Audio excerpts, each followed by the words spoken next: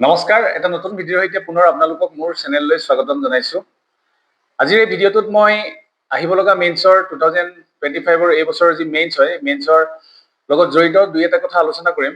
এই ভিডিঅ'টো বনোৱাৰ প্ৰয়োজনীয়তা মই এইকাৰণে অনুভৱ কৰিলো, মই কেইবাজনো ছাত্ৰ ছাত্ৰীৰ মেছেজ পাইছো যে তেওঁলোকে এতিয়া এই সময়কণত বহুত কনফিউজ হৈ আছে। মানে বহুতৰ এনেকুৱা হয় যিসকলৰ সম্পূৰ্ণ প্ৰিপাৰেচন হৈ উঠা নাছিল আৰু প্ৰিলিমিনাৰী পাছ কৰিছে আৰু মেইনছৰ কাৰণে তেওঁলোকে প্ৰস্তুতি চলাই আছে। যিসকলে বহু দিনৰ পৰা প্ৰস্তুতি চলাই আছে তেওঁলোকৰ মাজতো এনেকুৱা ধৰণৰ হয়, বিকজ এই যি আঢ়ৈ মাহ সময়টোত বহুত কনফিউজন আহে। ময়ো সেই টাইমটো পাৰ কৰি থৈছো। যিসকলৰ প্ৰস্তুতি ভাল হৈ আছে তেওঁলোকৰো এনেকুৱা লাগে যে কিবা থাকি গৈছে নেকি বা কি পঢ়িম, এনেকুৱা ধৰণৰ কনফিউজন আহে।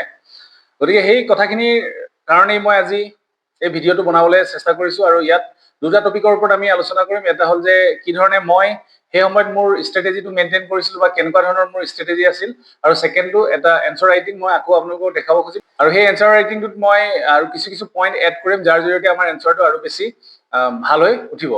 আৰু আৰম্ভণিতে মই এটা কথা কওঁ যে এনচাৰ ৰাইটিঙৰ ক্ষেত্ৰত মনোজ জিন্দালৰ কিতাপ যি acing the art of writing skill, এই কিতাপখনৰ আধাৰত মই এটা ফাৰ্ষ্ট ভিডিঅ' আপোনালোকক দিছিলো আৰু তাৰ ছেকেণ্ড পাৰ্টটোত কিছুমান কথা আছিল। সেই কিতাপখন মই নিজে অধ্যয়ন কৰি আৰু মই নিজেও ফ'ল' কৰিছো। তাৰ বেচিছত মই সেই এনচাৰ ৰাইটিংটোৰ ক্ষেত্ৰত কিছু কথা আপোনালোকক ক'বৰ কাৰণে চেষ্টা কৰিম।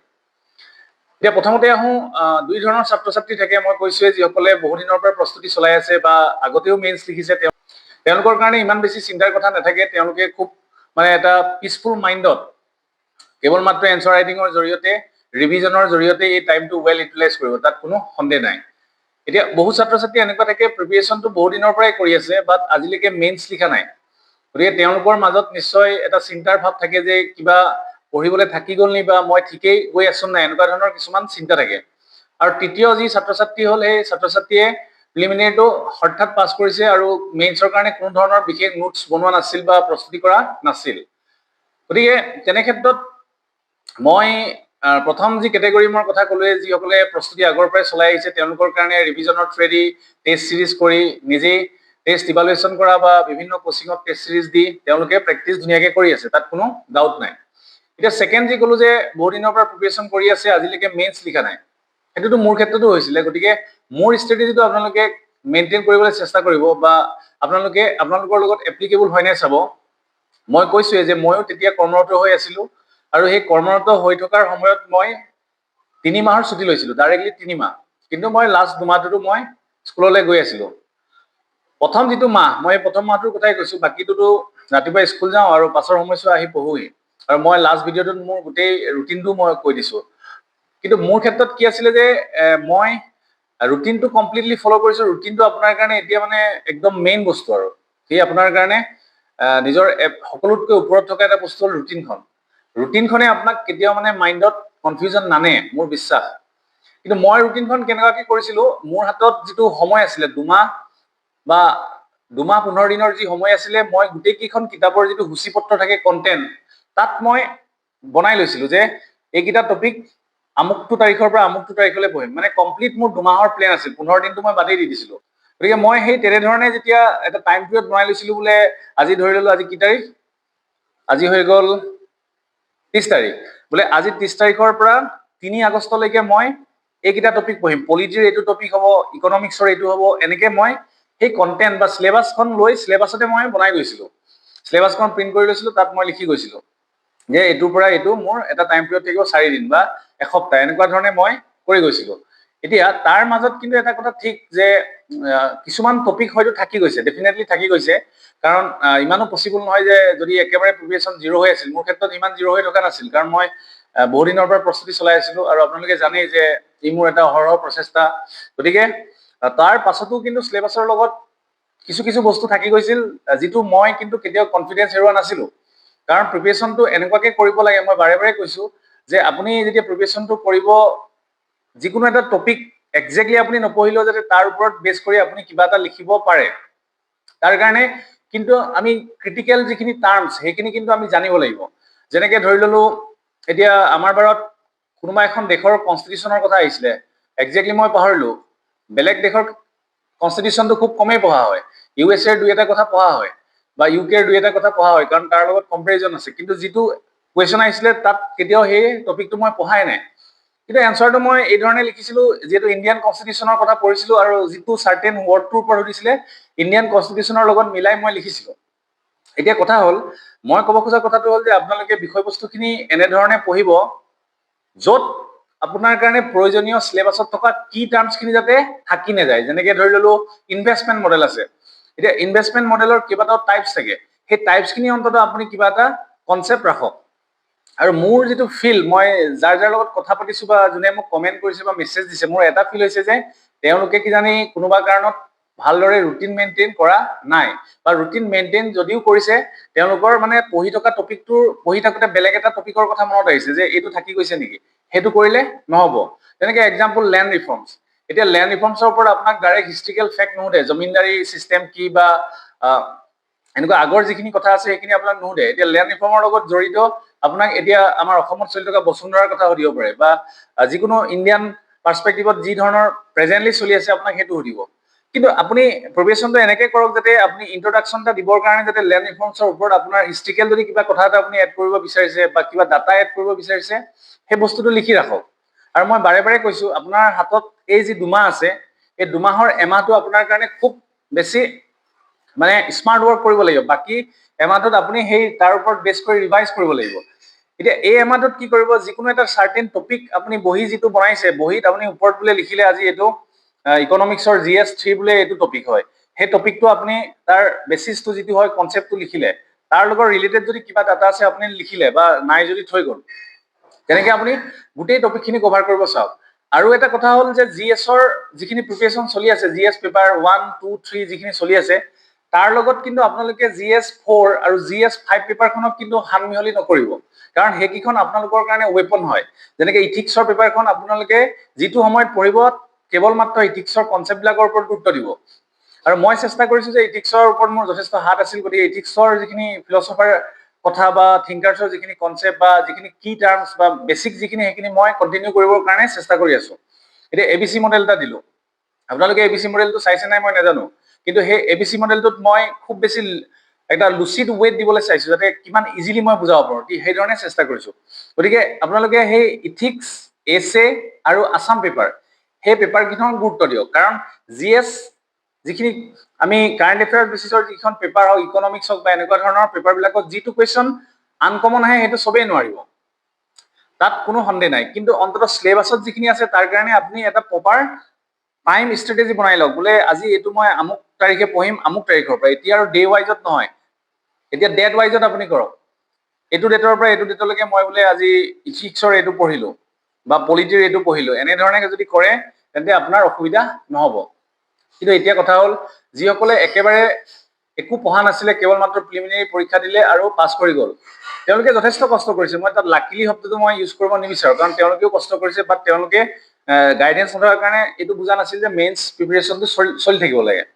তেনেকুৱা ছাত্ৰ ছাত্ৰীৰ কাৰণে ৱেটো এইটোৱে হ'ল যে আপোনালোকৰ লগত সেই গোটেই কমপ্লিট চিলেবাছটো লৈ তাৰ লগত অন্ততঃ বেছিক যিখিনি কনচেপ্ট, সেই কনচেপ্টখিনি জনাকৈ আপোনালোকে কিতাপ প্ৰয়োগ কৰিব পাৰে, বা আপোনালোকে নিজে গুগল কৰি অকণমান কষ্ট কৰিব লাগিব। যিকোনো টপিক লিখাৰ লগত গুগলত UPSC বুলি মাৰি দিলে এভৰিথিং টপিক পাৰফেক্টলি, আৰু তাত কোনো সন্দেহ নাই। যিকোনো কোচিং চেণ্টাৰ বা যিকোনো ৱেবছাইটৰ আপুনি সেই টপিকখিনি পাই যাব। কেৱল মাত্ৰ কথা হ'ল যে ধৈৰ্য ধৰিব লাগিব, সাংঘাতিক ধৈৰ্য, কাৰণ এই ফেজটোত যোনে অভাৰকাম কৰে সিয়ে ছাকচেছ হয়। এতিয়া আপুনি যিটো সময়ত হয়তো বহুত চিন্তা ভাৱনাত ব্যস্ত হৈ আছে, সেই সময়ত বেলেগে পঢ়ি আছে বা বেলেগে বহুত পিচফুলি পঢ়ি আছে। গতিকে কেতিয়াও মানে অধিক চিন্তাৰ মাজত সোমাই নপৰিব, যিখিনি কৰিছে প্ৰপাৰলি কৰি যাওক। নেক্সট হ'ল এছে প্ৰিপেৰেশ্যনটো কৰি থাকক ডেইলি, কিন্তু আপোনালোকে 3-4টা এনচাৰ লিখিবলৈ চেষ্টা কৰক। এতিয়া ৰুটিন দিয়াৰ পৰা যথেষ্ট সময় হৈছে, আৰু যিসকলৰ ধৰি ললো 70-60% যিটো মই কনচেপ্ট কৈছিলো, বহুতৰ সিমানটো হৈ যদি উঠা নাই, তেন্তে অন্ততঃ আপোনালোকে কিছু কিছু লিখিবলৈ ষ্টাৰ্ট কৰিব পাৰে সৰু সৰু বেছিক কুৱেশ্যনৰ পৰা, যাতে আপোনালোকে অন্ততঃ প্ৰেজেণ্টেশ্যনটো কেনেকৈ কৰিব পাৰে সেইটোৰ ওপৰত আপোনালোকৰ এটা কনফিডেঞ্চ বাঢ়ে। আৰু মই চেষ্টা কৰি আছো মোৰ এনচাৰৰ যোগেদি কিছুমান কাৰেণ্ট টপিকছ, যিবিলাক টপিক ডাইৰেক্টলি আপোনালোকে প্ৰিপেৰেশ্যন নকৰিলেও আপোনালোকে মোৰ যিখিনি কনচেপ্ট, সেই কনচেপ্টৰ আধাৰত লিখিব পাৰিব। যেনেকে মই ট্ৰাম্প টেৰিফৰ ওপৰত দিলো, ৰেচিপ্ৰকেল টেৰিফৰ ওপৰত যোৱাকালি দিলো। এইটো আৰু বিশেষ বুজাব লগা অন্য নাথাকে, কিছুমান ষ্টেটিষ্টিক ডাটা কিছুমান থাকে, সেইবোৰ প্ৰয়োজন নহয়। পৰীক্ষা ধৰিলে তেনেধৰণে কালি দিয়া ধৰণৰ কুৱেশ্যন অহাৰ সম্ভাৱনাই বেছি থাকে। আৰু নেক্সট আজিৰ যিটো কুৱেশ্যন, আজিৰ কুৱেশ্যনটো ইণ্টাৰেষ্টিং এইকাৰণে হয়, আমি নিউ এডুকেশ্যন পলিচিৰ ওপৰত পঢ়িব লাগিব, এটা সুকীয়াকৈ ভিডিঅ' লাগিব। কুৱেশ্যনটো পালো প্ৰেক্টিচ কুৱেশ্যন হিচাপে, গতিকে ময়ো প্ৰেক্টিচ কৰি চালো, ভাবিলো আপোনালোককো দেখাওঁ।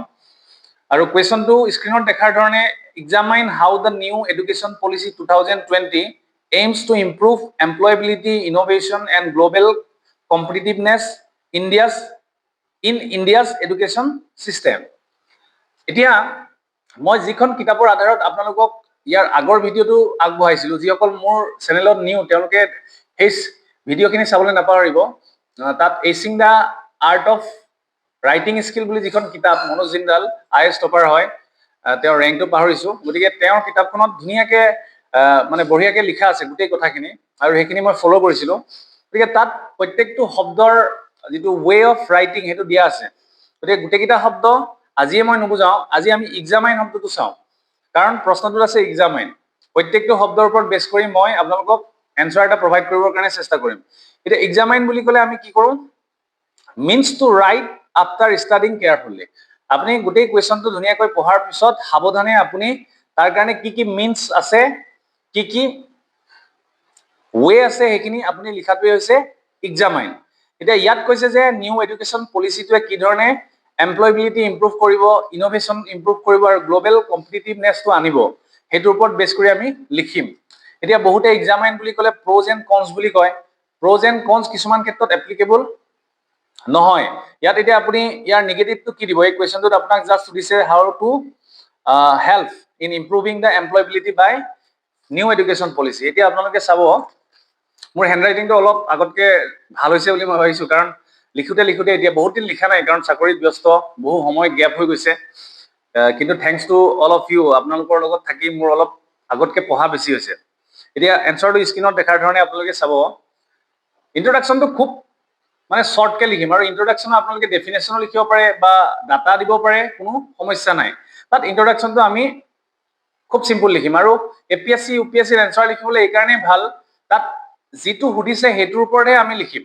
আমি মানে আগতে যেনেকে একাডেমিক লেভেলত টিচাৰক অকণমান সন্মোহিত কৰিবলৈ, সন্মোহিত শব্দটো কৈছো, তেওঁক অলপ ইণ্টাৰেষ্টটো গেইন কৰাবৰ কাৰণে আমি অলপ সাহিত্য লগাই যি ধৰণে লিখো, ইয়াত প্ৰয়োজন নাই। Just you are going to be civil servant, আৰু তাত আপুনি গভৰ্ণমেণ্টৰ এমপ্লয়ী হিচাপে, য'ত চিভিল চাৰ্ভেণ্ট হিচাপে আপুনি যিখিনি কৰিব, গতিকে আপুনি সেই ডাটাৰ ওপৰত বেছ কৰি, আৰু বহুতে হয়তো ক'ব যে বেছি ডাটাৰো প্ৰয়োজন নাই, বিভিন্ন ইউটিউবাৰ বা বিভিন্ন একেই পৰীক্ষা দিয়াই ক'ব যে ইমান ডাটাৰো প্ৰয়োজন নাই। মই সেইটো এগ্ৰী কৰোঁ, বাট এটা স্পেচিফিক আমি ডাটা দিব পাৰিলে বা এক্সাম্পল দিব পাৰিলে পৰীক্ষকে বহীখন চাই ভাল পায়, আৰু পৰীক্ষকৰ এটা কনফিডেন্স বাঢ়ে যে ষ্টুডেণ্টজনে যথেষ্টখিনি অধ্যয়ন কৰিছে। গতিকে মই কোৱা নাই যে চবতে আমি একদম ফিগাৰ এণ্ড চামথিং মনত ৰাখি লিখিম, য'ত য'ত ড্ৰয়িঙৰ প্ৰয়োজন হয় ড্ৰয়িং দিম, ফ্ল' চাৰ্ট য'ত প্ৰয়োজন হয় ফ্ল' চাৰ্ট দিম, য'ত ডাটা এটা দিব পাৰিম তাত ডাটা দিম, আৰু সুন্দৰকৈ আমি ইন্ট্ৰডাকশ্যনটো ল'ম। এতিয়া নিউ এডুকেশ্যন পলিচি NEP, মই কৈছো ব্ৰেকেটত আপুনি NEP বুলি এইকাৰণে লিখিব, পিছত যাতে আপুনি বাৰে বাৰে নিউ এডুকেশ্যন পলিচি লিখি থাকিব নালাগে।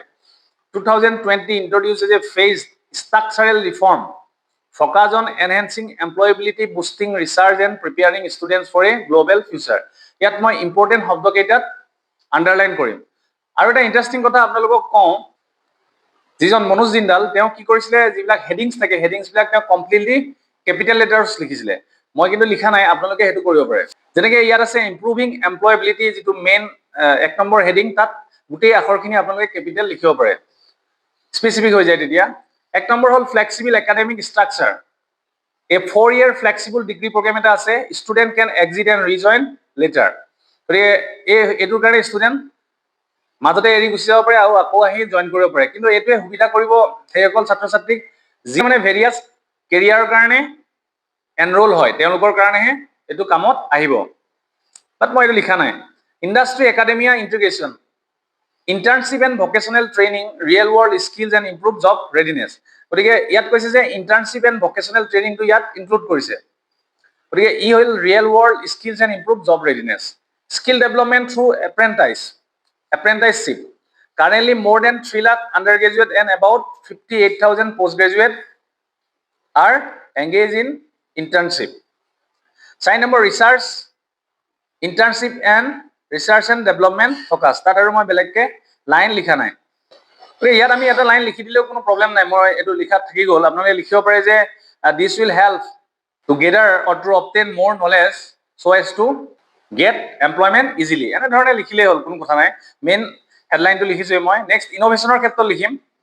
ইন'ভেশ্যনৰ ক্ষেত্ৰত promote traditional wisdom and pedagogy across education level. গতিকে নিউ এডুকেশ্যন পলিচিয়ে প্ৰমোট কৰিছে ট্ৰেডিশ্যনেল আমাৰ যিটো wisdom and pedagogy across education level. Second, smart India hackathon, এটা এইটো প্ৰগ্ৰেম হয় যাৰ জৰিয়তে নাৰ্চাৰ ইন'ভেশ্যন হৈ আছে। ইট নাৰ্চাৰ্ছ ইন'ভেশ্যন, এছ এটা থাকি গ'ল।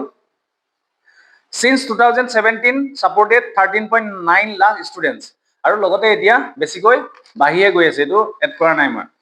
Next, global competitiveness, rising patent activity. Patent activity বাঢ়িছে, 158% ইনক্ৰিজ হৈছে।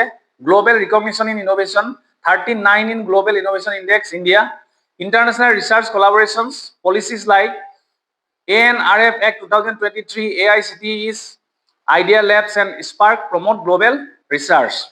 Finally, মই এটা এণ্ডিং দিছোঁ, NEP 2020 by focusing on practical training and indigenous thinking is driving India towards a more skilled, competitive and stable employment in future. Into থাকি গ'ল।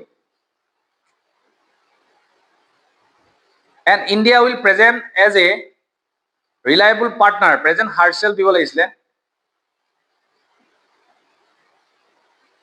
India will present herself as a reliable partner globally in many spheres in near future. এতিয়া কথা হ'ল, মই ভাবিছোঁ যে এইটো এটা এনচাৰ বেয়া হোৱা নাই as per my own writing, আৰু আপোনালোকেও ক'ব যে ভাল হৈছে নে বেয়া হৈছে। কিন্তু কথা হ'ল যে যিসকল একেবাৰে নিউ হয় বা যিসকলৰ অকণমান ডাউটছ আহি আছে, আপোনালোকে লিখাৰ প্ৰেক্টিছটো আৰম্ভ কৰক। লিখাৰ প্ৰেক্টিছ হোৱাৰ লগে লগে লাহে লাহে কনফিডেন্সটো বাঢ়ি যাব। আৰু মই কৈছোৱে, আপোনালোকে মোক ইভালুৱেশ্যনৰ কাৰণে দিব পাৰে, বা নিজেও যদি ক'ৰবাৰ কোচিঙত জইন কৰিছে তাত ইভালুৱেট কৰিব দিয়ক, চেল্ফ ইভালুৱেশ্যনো কৰিব পাৰে। নিজেই গম পাব প্ৰথম এটা লিখিলে তাৰপিছত এটা লিখিলে কি কি চেঞ্জেছ আহিছে। কিন্তু ইভালুৱেশ্যনটো খুব জৰুৰী হয়, যাতে আপোনালোকৰ কনফিডেন্সটো বাঢ়ে আৰু মিষ্টেকখিনি দেখাই দিব পৰা যায়। আৰু এটা কথা কৈছোঁ যে এতিয়ালৈকে মোক কেইবাজনো ছাত্ৰ ছাত্ৰীয়ে ইভালুৱেশ্যনৰ কাৰণে দিছে, আৰু এইটো খুব ভাল কথা। মই যথেষ্টখিনি ভাল এনচাৰো পাইছোঁ, আৰু তাত যিখিনি ড্ৰবেক আছে মই তেওঁলোকক দেখাবৰ কাৰণে চেষ্টা কৰিছোঁ। আৰু আপোনালোকে আৰু এটা কাম কৰিব পাৰে, আপোনালোকে যদি ইণ্টাৰনেটত চাই যে টপাৰ্ছ এনচাৰ বুলি যদি চাই, তেওঁলোকৰ এনচাৰৰ বহুত অপশ্যন আছে। আপোনালোকে PDF ডাউনলোড কৰি পেলাই চাব পাৰিব, কিমান সুন্দৰকৈ লিখিছে, কিমান ডিষ্টিংক্ট হয়, কিমান পাৰফেক্টলি লিখে, সেইটো আপোনালোকে চাব পাৰিব। আৰু মেইনলি যিকোনো টপাৰে এটা কথাই কয়, বা ময়ো ক'ম যে আমি বহুত বেছি লিখিব নালাগে। মই এই ভিডিঅ'টো বনোৱাৰ আগত কেইবাটাও এনচাৰ্ছ অলপ এনালাইচিছ কৰিছিলোঁ। তাত মই IASৰ টপাৰৰ ছেইম কুৱেশ্যনত দুটা এনচাৰ পাইছোঁ।